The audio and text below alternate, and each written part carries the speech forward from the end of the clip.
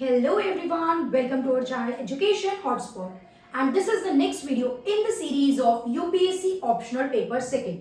हम लोग Indian sociology वाले पार्ट को कवर कर रहे थे जिसमें अब तक दो वीडियो हम लोगों ने करी हैं, जिसमें फर्स्ट वीडियो में हम लोगों ने Indology, what exactly is Indology जो पढ़ना स्टार्ट कर रहे थे उन लोगों का व्यू पॉइंट क्या था, किस तरीके से आप यहाँ पे टेक्स्ट व्यू को कंसीडर करके चल रहे हो, किस तरीके से आप एंशिएंट लिटरेचर टेक्स्ट इन सबको वैल्यू दे रहे हो और उनके बेसिस पे इंडियन सोसाइटी में प्रेजेंट वेरियस लाइक आपकी सोसाइटी किस तरीके की थी, या कास्ट सिस्टम क्या था, मैरिज सिस्टम किस तरीके का था, ट्राइब, किनशिप, मैरिज, अलायंस, इन सब चीजों को आप समझ रहे हो। और जो इसको समझ रहे थे, जो इनकी स्टडी कर रहे थे, वो सोशियोलॉजिस्ट कहलाए, right. Sociology as a subject India में काफी लेट जो है वो इमर्ज हुआ, और as a subject overall international world level पे भी sociology as a subject as compare to other subject थोड़ा सा लेट इमर्ज हुआ है, राइट।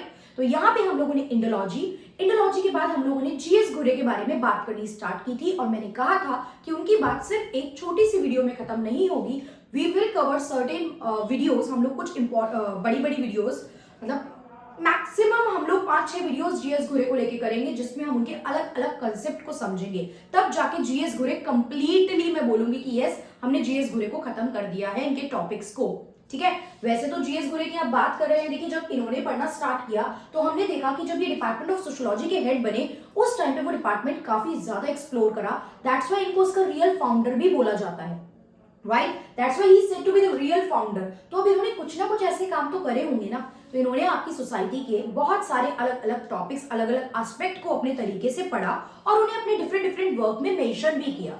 बात करें कास्ट की, बात करें किनशिप की, बात की जाए ट्राइब की, बात की जाए रिलीजन की, बात की जाए आर्ट एंड आर्किटेक्चर की, बात की जाए हिंदू मुस्लिम रिलेशनशिप की, बात की जाए रूरल अर्बनाइजेशन वगैरह वाले पार्ट की, ये सब स्टडी जीएस घुरे ने करी है, जिनको हम अपकमिंग वीडियो में करेंगे। एक वीडियो 2 घंटे की देके सारी कहानी बोल दूं, दैट इज लाइक पॉसिबिलिटी, मतलब हम लोग एक वो तरीका भी कर सकते हैं, बट आई वांट मैं छोटी वीडियो में अलग अलग टॉपिक कवर करूं, क्योंकि 2-3 घंटे की वीडियो मेरे लिए इस तरीके से बनाना पॉसिबल भी नहीं है, ठीक है।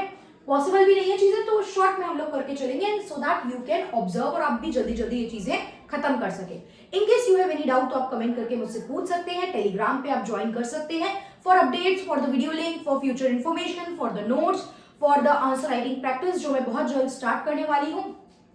देखिए अभी तो आप लोग बहुत सारे बच्चे ऐसे हैं जो प्रीलिम्स देने वाले होंगे, तो वो प्रीलिम्स में ऑलरेडी ऑक्यूपाइड रहते हैं, तो एक बार प्रीलिम्स ओवर हो जाए देन जून से हम लोग answer writing series proper sociology की स्टार्ट करेंगे, जिसमें हम लोग from very basic to advance level सारे आंसर राइटिंग जो है यूपीएससी के वो कवर करेंगे। तो यहाँ पे जीएस घुरे की बात करते हैं आगे। इस वीडियो में हम लोग बात करने वाले हैं जीएस घुरे ने कास्ट के बारे में क्या बोला एंड ट्राइब के बारे में क्या बोला। ये बहुत सारी बातें आपने अलग अलग सुनी होंगी, लेकिन इनको सम अप करके अब जीएस घुरे के नाम के अंडर हम डाल देंगे। लाइक ये बात आपने सुनी है कि उस मतलब एशियन टाइम में कास्ट के आउटसाइड मैरिज करना अलाउ नहीं था, राइट। ये जितने भी लोग उस समय सोसाइटी को स्टडी कर रहे थे उन सबको ये बात समझ में आ रही थी, तो वही चीज जीएस घुरे ने जो देखा, जो समझा, वो उन्होंने अपने पार्ट पे प्रेजेंट किया, ठीक है। जीएस घुरे की बहुत फेमस बुक है, उनकी बहुत सारी बुक्स है। लास्ट वीडियो जीएस घुरे की जब करेंगे तो मैं आपको उनकी पूरी बुक्स की लिस्ट दूंगी, उनके वर्क की लिस्ट दूंगी। तो जीएस घुरे की एक बुक है caste and races in India, इसमें भी इन्होंने कास्ट सिस्टम को टेक्सचुअल एविडेंसेस के बेसिस पे एनालाइज किया। Whatsoever he can read, whatsoever he can observe, वो उन्होंने उस बेसिस पे उसको क्या करा, जो था प्रेजेंट करा अपनी बुक में।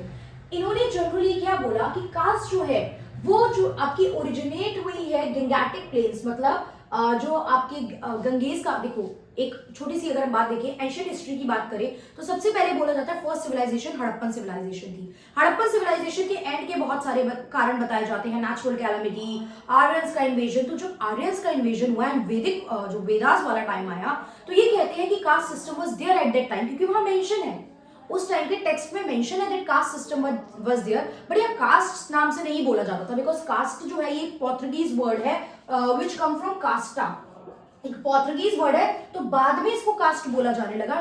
स्टार्टिंग में इंडियन सोसाइटी में इसको आप वर्ण या जाति नाम से जानते थे, right. You will call it as, मतलब अर्लियर टाइम में आप इसको वर्ण या जाति नाम से जानते थे, बट ऐसा नहीं है, कास्ट थी नहीं, caste was there but the name was different. When Portuguese came to India 1498 में पोर्तुगीज आ गए थे इंडिया में, right. Who was the first person to came to India? Vasco da Gama, right. Vasco da Gama यहाँ पे आए, पोर्तुगीज जो थे, तो उन्होंने यहाँ पे एक वर्ड दिया कास्टा, कास्टा उनका वर्ड था जिससे हमने कास्ट डिराइव करा और आगे फिर इसको हम लोग कॉमनली कास्ट बोलने लगे। तो उन्होंने यही बोला कि उस टाइम पे जो सोसाइटी थी वो गंगा के आसपास डेवलप हो रही थी, तो वहां पे उन्होंने बोला कि कास्ट जो है वो गंगैटिक प्लेन से क्या हुई है, ओरिजिनेट हुई है एंड देन वो बाकी जगह पे फैली है। तो जब कोई चीज एक जगह स्टार्ट हुई और फिर अलग अलग जगहों पे फैल गई तो इस कंसेप्ट को हम बोलते हैं डिफ्यूजन, राइट? इस कंसेप्ट को हम क्या बोलते हैं? Diffusion. So this statement of GS घुरे क्लियरली शोज दैट ये डिफ्यूजनिस्ट अप्रोच की बात करते थे। क्यों इनको डिफ्यूजनिस्ट बोला जाता है अगर देखा जाए? बिकॉज ही सेड इनका कास्ट को लेके जो व्यू था कि कास्ट एक जगह ओरिजिनेट हुई है और उसके बाद ये बाकी जगह पे फैली है। Rest of the world other part में ये इस तरीके से यहां स्टार्ट होने के बाद फैली है। तो that's why he is a डिफ्यूजनिस्ट और इन्होंने क्या करी है? डिफ्यूजनिस्ट अप्रोच यूज करी है।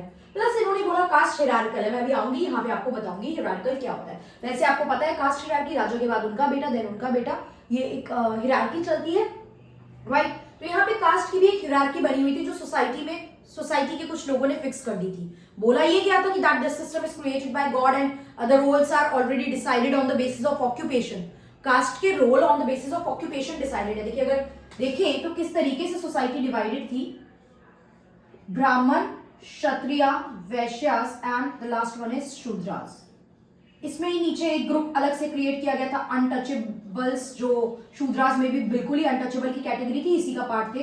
दे are Vaishyas, then come Kshatriyas and the top one is Brahmins. अब बोला गया, देखिए था भी यही, बोला नहीं गया है, ये चीज उस टाइम पे थी कि वर्ण सिस्टम वाज देयर, लेकिन उस टाइम पे इतना ज्यादा डिस्क्रिमिनेशन नहीं था जब ये सिस्टम स्टार्ट हुआ। उस टाइम पे ऑक्यूपेशन के बेसिस पे चीजें फिक्स की गई थी। उस टाइम पे तो जीएस घुरे ने जब पढ़ा तब तो चीजें बिल्कुल बदल चुकी थी, लेकिन एंशिएंट एरा में जब ये चीजें होती थी तो ये ऑक्यूपेशन काम के बेसिस पे, लाइक अगर आप पूजा पाठ का काम कर रहे हो देन यू आर ब्राह्मण, आप लड़ाई लड़ने का वॉरफेयर वगैरह ये सब काम कर रहे हो then you are then you are Kshatriya. अगर आप कोई बिजनेस वगैरह ट्रेडर हो, मर्चेंट हो, ये काम में आप एंगेज हो देन यू आर वैश्य। इसके अलावा आप कॉबलर, कारपेंटर, ठीक है, ये बढ़ई, मिस्त्री, ये सब कास्ट बोली जाती थी। तो अगर इस सब के काम में एंगेज हो देन यू आर शूद्रास। पहले स्टार्टिंग में कास्ट को बाय बर्थ नहीं कैटेगराइज किया जाता था, बाय ऑक्यूपेशन कैटेगराइज किया जाता था। और बोला भी जाता है दैट दिस सिस्टम, ये जो सिस्टम था कास्ट का, ये ऑक्यूपेशन बेस्ड था। But later on with the passage of time things जो थी वो डिफरेंट हो गई और कास्ट सिस्टम आपका बर्थ से सेट होने लगा। मतलब आपने जिस घर में, आपने जिस फैमिली में जन्म लिया, आप उस कास्ट से बिलोंग करने लगे और वो चीज आपसे आपकी लाइफ टाइम में कोई नहीं छीन सकता और आप उसे चेंज भी नहीं कर सकते हो। इस टाइप के कास्ट सिस्टम के लिए एक वर्ड यूज किया जाता है दैट इज एस्क्राइब्ड स्टेटस। एक वर्ड यूज किया जाता है that is ascribed status. Caste जो होती है वो एस्क्राइब्ड स्टेटस पे बेस होती है। मतलब the thing that you got by birth, दो टाइप की यहाँ पे बात होती है, one is ascribed and another one is achieved. Achieve होता है, अचीव्ड स्टेटस वो चीजें होती है जो ड्यूरिंग द लाइफ टाइम आपने पढ़ के हासिल की। आपने एक अच्छी जॉब ले ली, पढ़ाई लिखाई की, एंट्रेंस दिया, एंट्रेंस के बाद इंटरव्यू हुआ and then you got selected to a good post, आपको एक अच्छी पोस्ट मिल गई। तो that is your achieved status, जो आपने अपनी लाइफ टाइम में अपनी अचीवमेंट ऐड करके, एजुकेशन ऐड करके, नॉलेज ऐड करके आपने हासिल की है। अस्क्राइब्ड स्टेटस क्या होता है? जिसमें आपका कोई रोल नहीं था, आप चाहो ना चाहो you are the part of that particular thing. तो caste is a ascribed status which you can not change. ठीक है, अब जीएस घुरे ने कास्ट के 6 जो थे वो डिवीजन और फीचर्स दिए, बेसिस बताए। अब अगर जीएस घुरे ऑन कास्ट डिटेल में नोट आ जाता है तो आपको ये 6 पॉइंटर्स याद होने बहुत जरूरी है, राइट? अब आप सोचो, देखो यूपीएससी जैसे एग्जाम में तो कुछ चीजें याद होनी चाहिए, आप सब कुछ तो बना के नहीं लिख सकते हो और कुछ क्वेश्चन बहुत डायरेक्ट आते हैं। ठीक है, कुछ क्वेश्चन में आप मिक्स करके चीजें यूज करोगे, एग्जाम्पल लोगे, बट एक बार बेसिक कंटेंट तो सीखो यार। एक बार मैंने बोला कि ये मैं वीडियो उन स्टूडेंट के हिसाब से बना रही हूँ जो बिल्कुल स्टार्टिंग वाले स्टूडेंट है। अभी मैं एडवांस लेवल की बातें नहीं कर रही हूँ इन वीडियो में, उसके लिए मैं अलग प्लेलिस्ट बना दूंगी या फिर उसको मैं आगे चल के वीडियोस में बात करूंगी। This is the video as for the very basic student जो बिल्कुल पढ़ना स्टार्ट कर रहे हैं चीजों को, राइट? तो यहाँ पे अभी हम लोग ये 6 फीचर्स देख रहे हैं इसके, जो जीएस घुरे ने बोले कास्ट को लेके। तो ये 6 आपको हेडिंग एज इट इज याद होनी चाहिए। एक्सप्लेनेशन लिखनी होगी तो आप इस एबल हो, आप मेंस आंसर राइटिंग करते हो कि आप ये चीजें बना बना के लिख सकते होगे। ठीक है, first is segmental division. Segmental division क्या होता है? सेगमेंट डिवीजन, ये क्लियर हो रहा है? अच्छा, ये मैंने जो ड्रॉ करा है this show segmental division. By birth आपको चीजें मिल जाती हैं और कास्ट जो है वो डिवाइड होती है। Clear? You can not choose your cast, आप उसको अपने अकॉर्डिंग चूज नहीं कर सकते हो। And again this is hierarchy, एक हिरार्कल सिस्टम है। ब्राह्मण के बाद आप कह दो हम रैंकिंग पे वैश्यास को रख देंगे, या शूद्रास को रख देंगे, so this can not happen. ये जो सिस्टम है ब्राह्मण क्षत्रिय वैश्य शूद्रास, ये इसी तरीके से चलेगा, Brahmin at the top and the Shudras at the bottom, and then second number पे Kshatriya and then Vaishya. You can not even interchange Kshatriya and Vaishya कि चलो ये तो बीच में आ रहे हैं, इनको ऊपर नीचे कर दें, no. The sequence is like that, Brahmin Kshatriya Vaishya and Shudras. Clear? Next is principle of purity and pollution. आप लोगों ने सुना होगा, यहाँ पे चीजें जो थी कास्ट सिस्टम में, जो अपर कास्ट थी उसको pure and the lower bottom most caste को पोल्यूट माना जाता था। उनको जनरली बहुत सारी चीजों से मना किया जाता था। वो उस वेल से पानी नहीं पी सकते थे जहां से आपके क्या टॉप क्लास हायर क्लास के लोग पानी पी रहे हैं, ठीक है। रास्ता क्रॉस नहीं कर सकते थे, सर बो डाउन करके चलना पड़ता था, because they are considered as pollute. अगर उनको कोई अपर कास्ट का पर्सन देख भी लेता था, परछाई तक पड़ गई, टच होना तो बहुत बड़ी बात हो जाती थी, ठीक है। टच होना was a very big thing उस टाइम पे। कितनी डिस्क्रिमिनेशन थी आप ये देखो। तभी इस डिस्क्रिमिनेशन को दूर करने के लिए लॉ को आना पड़ा, तभी इस डिस्क्रिमिनेशन की वजह से इन लोगों को एजुकेशन और अवेयरनेस पे बहुत ज्यादा बातें करनी पड़ी, ठीक है। तो अगर टच होना तो छोड़ो, साथ में निकल भी गए, परछाई भी पड़ गई, तो भी वो लोग घर जाके नहाते थे, ठीक है। प्लस द कंसेप्ट ऑफ कच्चा एंड पक्का खाना, वो भी जो था यहाँ पे देखने को मिलता है प्योरिटी एंड पोल्यूशन में। डेज डिवाइडेड थे, हु कैन ईट कच्चा खाना, हु कैन ईट पक्का खाना, कोई क्या खा सकता है, कोई क्या पी सकता है। दिस इज मतलब ये सब चीजें जो थी वो फिक्स थी on the basis of the caste. Next is lack of choice of occupation. You can not choose your occupation. Brahmin family में पैदा हुए हो तो आप ये नहीं कह सकते मैं शूद्रा वाला काम करूंगा, राइट। जैसे आज की डेट में तो देखो बहुत कुछ चेंज है। जिस सोसाइटी से आप और मैं बिलोंग करते हैं तो थिंग्स आर लाइक काफी ज्यादा चेंज है, बट कहीं ना कहीं एक दो स्टेप पीछे जनरेशन चले या एक ही जनरेशन पीछे चलो तो वहां भी प्रेशर होता था ना, डॉक्टर के बेटे पे डॉक्टर बनने का, इंजीनियर के बेटे पे इंजीनियर बनने का। आज भी 1-2% कुछ फैमिलीज में कहीं कहीं जगह ये चीजें होती है, बट नॉट मतलब हर जगह नहीं होती है, बट ये चीज वहां पे थी। आप दूसरी जगह पे दूसरे ऑक्यूपेशन को ऑप्ट कर ही नहीं सकते हो। आपने जिस पर्टिकुलर कास्ट में जन्म ले लिया उसी ऑक्यूपेशन को आप फॉलो करके आगे चलोगे। तो lack of choice of occupation, the person can not choose their occupation, ठीक है। रिस्ट्रिक्शन ऑन मैरिज, जीएस गुरे कहती थी कि यार जो मैरिज पे रिस्ट्रिक्शन इन लोगों ने लगाया हुआ है ना कास्ट के बेसिस पे, that is endogamy, that you can not marry outside your cast. ये सबसे बड़ा बाउंड्री है, ये की प्रिंसिपल है इस बाउंड्री के बने रहने की। और कास्ट सिस्टम इतना स्ट्रांगली धीरे धीरे धीरे इनबिल्ट होता जा रहा है बिकॉज आप आउटसाइड जाके इंटरेक्ट ही नहीं कर रहे हो, आउटसाइड जाके रिलेशनशिप स्टैब्लिश ही नहीं हो रहे हैं। तो this is the key principle जो बाउंड्री सेट कर रहा है, that is what, that is endogamy. Endogamy भी एक जो था फीचर बताया था कास्ट का, किसने, जीएस गुरे ने। क्या क्या देख रहे हो आप, segmental division, next is hierarchy, principle of purity and pollution, lack of choice of occupation, then come endogamy यानी कि रिस्ट्रिक्शन ऑन मैरिज, एंड यहाँ पे लास्ट वन आप देखोगे civil and religious disabilities and privileges. Civil level पे, religious level पे कुछ लोगों के साथ प्रॉब्लम्स थी, डिसेबिलिटी थी, एंड कुछ लोगों को एडवांटेजेस थे। हर कोई मंदिर में जाके पूजा नहीं कर सकता, शूद्रास मंदिर में एंटर भी नहीं कर सकते थे, पूजा तो दूर की बात है। शूद्रास मैंने बताया नॉर्मल वेल से पानी भी नहीं पी सकते थे जहां पे अपर कास्ट के लोग जाते हैं, ठीक है। शूद्रास उस रास्ते से भी नहीं निकल सकते थे जहां पे अपर कास्ट के लोग जा रहे हैं, that is the civil right. अगर वो निकल रहे हैं तो उनको सर नीचे करके निकलना चाहिए, that is the civil right. So this is the concept of civil and religious disability and privileges. So few upper caste, जो upper caste थी, they are privileges on the ground of civil and religious level, whereas the lower caste, that is the Shudras or the untouchables, they have to face like some problems or exploitation on the civil and religious ground. So these are the 6 features जो GS गुरे बताते हैं cast को लेके। ये 6 feature आपको mind में रखनी है, ठीक है। इसके बाद अगर हम देखें तो जीएस गुरे क्लियर कट अपोज थे कास्ट सिस्टम के, बिकॉज देखो जो कास्ट सिस्टम मैं ऑब्जर्व करूंगी मुझे तो इतने ऑब्स्टेकल लग रहे हैं, तो I am totally oppose of this exploitation and this caste system. I am not in favour of कि राजा का बेटा राजा ही बनेगा, बाकी कोई राजा नहीं बन सकता। आई am not in favour of that. तो जीएस गुरे क्या कहते थे, जीएस गुरे टोटली अपोज थे कास्ट सिस्टम के, लेकिन वो ये भी बोलते थे कि यार ऐसा नहीं है कि आज की डेट में तुरंत आप कहो आज गायब कर दो तो सब लोगों के माइंड से ये चीज हटा दो। अब आप जैसे अगर अब बात होती है लव मैरिज, एक टाइम पे बहुत बड़ा टैबू था, बट आज की डेट में इट इज नॉर्मलाइज, थोड़ा सा नॉर्मल हो रहा है। मतलब आप कहो कि बहुत जगह नहीं है तो yes I agree, but little bit it is normalising, right. इस तरीके से अगर हम देखें सेम सेक्स मैरिज, आप बोलो अपने पेरेंट्स को कि they have to accept that, उनको एक्सेप्ट करना ही करना है, so you can not like इस तरीके से थोप सकते हो चीजें कि वो एक ही दिन में वो सब चीजें सोसाइटी में चेंज आ जाए और आपसे अपर जनरेशन उन चीजों को मानने लग जाए। वो चीज over the period of time gradually होती है। Like if this is okay to you then आपकी आने वाली जनरेशन को उतना प्रॉब्लम नहीं फेस करना पड़ेगा और उनके आने वाली जनरेशन को उतना नहीं करना पड़ेगा। सो कुछ चीजें एक टाइम अपना मतलब प्रॉपर टाइम लेती हैं चीजों को होने में, तो क्या चीज है, उन्होंने भी यही बोला कि डिसअपियरेंस जो है वो ग्रेजुअल रहेगा, धीरे धीरे जैसे जैसे अर्बनाइजेशन होगा, ठीक है, people will go outside industry में वर्क करेंगे, एजुकेशन लेंगे, अवेयरनेस आएगी, थोड़ा सा ये चीजें जब हो जाएंगी तो लोग अपने आप इस चीजों को पीछे छोड़ देंगे कहीं ना कहीं। क्लियर? तो ये बोला उन्होंने कि urbanisation and education, industrialisation, modernisation, इन सबका बहुत ज्यादा इंपॉर्टेंस रहेगा, इन सबका इंपॉर्टेंट रोल रहेगा कास्ट सिस्टम को डिसअपियर करने में। क्लियर? ये कास्ट सिस्टम के बारे में पॉइंट थे जीएस घुरे के। व्हाट डिड जीएस घुरे थिंक अबाउट और talk about the cast system? I think enough content आपको एक्सप्लेन करने हैं इन पॉइंट्स को, अगर एग्जाम में आता है। आंसर राइटिंग में I will include this question, मतलब जब हम लोग आंसर राइटिंग करेंगे तो I include all this question in your answer writing. Then we talk about tribes. Tribe, अभी देखो मैं ट्राइब कहां से इवॉल्व हुआ, ट्राइब क्या, ये सब बातें नहीं कर रही हूँ। आप चाहो एक ही वीडियो में ये सब सारी बातें भी हो जाए तो थोड़ा मुश्किल हो जाता है। इस कंटेंट को किसी सेपरेट वीडियो के लिए रखते हैं, कभी और डिस्कस करेंगे। अभी मैं सिर्फ इतना बताना चाह रही हूँ, ये मान के कि आपको ट्राइब क्या होता है ये बेसिकली पता है कि जीएस घोरे ने क्या बोला ट्राइब के बारे में। जीएस घोरे ने ये बोला कि यार ट्राइबल, जो शेड्यूल्ड ट्राइब पीपल आप बोलते हो, ये और कुछ नहीं है, ये कुछ बैकवर्ड हिंदूज हैं।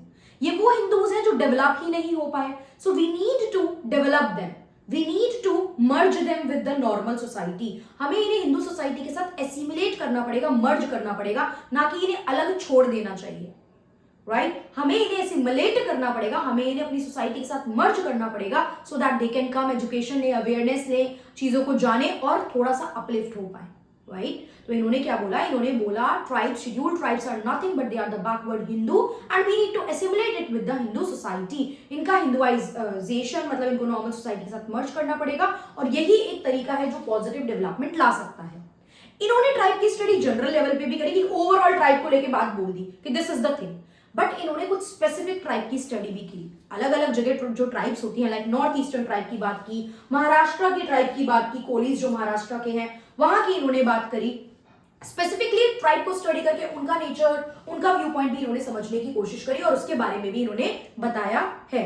नॉर्थ ईस्टर्न ट्राइब के लिए इन्होंने बोला यार उनका हिंदुआइजेशन पे मत फोकस करो, मैं ये नहीं कह रहा, उनको अपने साथ एसिमिलेट करो on the basis of political ground, उनको पॉलिटिकल पार्टिसिपेशन, पॉलिटिकली उनको अपने साथ जोड़ो, उनको हिंदुआइजेशन के बेसिस पे एसिमिलेट मत करो। क्यों इन्होंने ये बात बोली? बिकॉज इन्होंने देखा कि वहां पे जो नागा, खासी, जयंती, ये सब जो ट्राइब्स थी, वहां पे क्रिश्चियनिटी वाज देयर। तो क्रिश्चियनिटी को सीधा हिंदुआइजेशन की बात करोगे तो रिलीजन कॉन्फ्लिक्ट होके कम्युनल प्रॉब्लम क्रिएट हो सकती है, तो वहां चीजें सॉल्व होने की बजाय प्रॉब्लम ज्यादा क्रिएट हो सकती है। That's why he clearly said north east में हिंदुआइजेशन के बारे में मैं नहीं बोल रहा हूं, मैं उस चीज को सपोर्ट नहीं कर रहा हूं, बट आई एम सेइंग कि वहां पे आप थोड़ा पॉलिटिकल इंटीग्रेशन और पॉलिटिकली उनको काउंट करने की बात करो।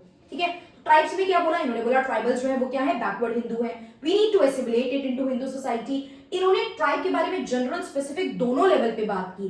जनरल में कुछ लिखने की जरूरत नहीं है, ऑल द ट्राइब्स। स्पेसिफिक में लाइक इन्होंने Kolis of Maharashtra plus north eastern की काफी ट्राइब्स की स्टडी की है। इन्होंने बोला कि आपको उनको हिंदू वैल्यूज इनकॉर्पोरेट करनी पड़ेगी, उनको हिंदू वैल्यूज, हिंदू नॉर्म्स सिखाने पड़ेंगे, बताने पड़ेंगे, सो दैट वो चीजें सीख पाए जो वो नहीं सीख पाए हैं, या जिस चीज से वो अनअवेयर रह गए थे, अनटच्ड रह गए थे। और यही सब चीजें जो है वो पॉजिटिव डेवलपमेंट लेके आएंगे। This may be the sign of the positive development. North eastern tribe के लिए इन्होंने बोला, if it is not visible to you, I am reading it, I hope ये चीज विजिबल होगी, कि इन्होंने बोला नॉर्थ ईस्ट के लिए आई वांट पॉलिटिकल इंटीग्रेशन। मैं हिंदुआइजेशन की बात बिल्कुल भी नहीं कर रहा हूं, because of the presence of Christianity among the Nagas, Mizos and Khasis. Clear? ठीक है? तो ये हमने जीएस घुरे की व्यू पॉइंट की बात करी ऑन कास्ट एंड ट्राइब। अब आप 4-5 वीडियोस के बाद जीएस घुरे को पूरा कंपाइल कर पाओगे। मेरी एक वीडियो से आप जीएस घुरे को कंपाइल नहीं कर पाओगे। हो सकता है इस वीडियो में 1-2 पॉइंट छूटे हो, that will be covered in the next video. तो वो चीज रहेगी, 3-4 वीडियो देख लीजिए, उसके बाद आप मुझे कमेंट करके बताएंगे कि कुछ चीज अनटच्ड, कुछ पेंडिंग रह गया है, something that you want me to cover. If you want more elaborative thing then you can mention after 3 or 4 videos. Clear? अभी हम लोग जीएस घुरे की किनशिप पे बात करेंगे, इनके रिलीजियस बिलीफ्स पे बात करेंगे, इनके हिंदू मुस्लिम जो है रिलेशनशिप पे इन्होंने क्या बोला है, रूरल अर्बनाइजेशन वगैरह की बात पे इन्होंने क्या बोला है, we will discuss all these thing. इनकी बुक्स कौन कौन सी हैं, ये भी सारी बात हम लोग आने वाले टाइम में, आने वाली वीडियोस में करने वाले हैं। So I hope you understand the video and you are liking the video and you want me to complete this series and you want me to make more such video। GS घुरे complete करके हम MS Srinivas, then AR Desai and then further upcoming chapters पे आएंगे। Clear? So I hope this will help you, and if you're liking the video, then do actually like the video by pressing the button, and then also mention it in the comment box. सिर्फ video को देख के नहीं जाना है. Last में ये सब बातें बोलती हूँ बिकॉज सिंसियर स्टूडेंट जिसको समझ में आ रहा है वही यहाँ तक पहुंचे. ठीक है, अदरवाइज कोई भी इस पार्ट तक नहीं आता है वीडियो के. सो आप लोग मुझे कमेंट करके बताएंगे कुछ change you want, then you can also mention it in the comment box. Okay, so that's all for this video. See you in the next video of GS Guru. Thank you for watching.